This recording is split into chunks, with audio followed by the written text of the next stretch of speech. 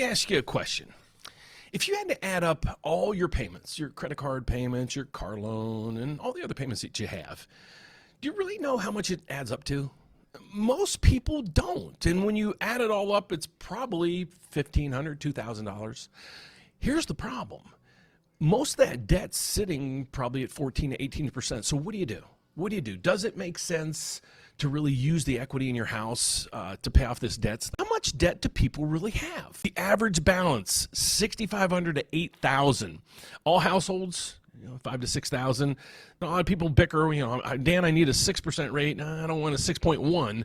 You realize the credit card rates you're paying are about 20%. Probably on average. If you look behind here, I'll scroll it up a little bit. The average home has between $15,000 and $40,000 in debt. Just think, at 18% rates. How long would that take you to pay it off? Let's break down your debt. Okay, the first thing I want you guys to do is understand the debt structure that you have. If you have a credit card, look it up. But most of the credit cards are 20 to 24% interest rates. I'm like, I'll finance the darn thing.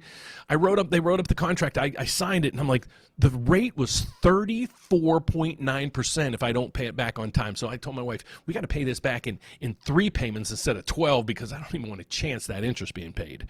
Personal loans, those can vary from 12 to 18%. And if you went to a payday loan, look at those APRs, you might throw up and say, how is this legal? If you have a car loan, probably 6 to 10%. You go down through here, and here's what it adds up to be. You go down through and, okay, I got credit cards, 18 grand, probably the average we went through previously.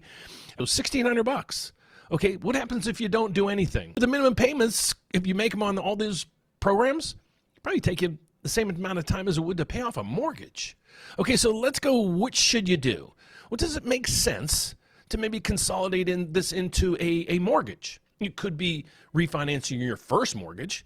It could be getting a home equity loan. That's what we're going to kind of look at, because what we want to do is make sure you're paying the lowest interest and paying off your debt as quick as you can.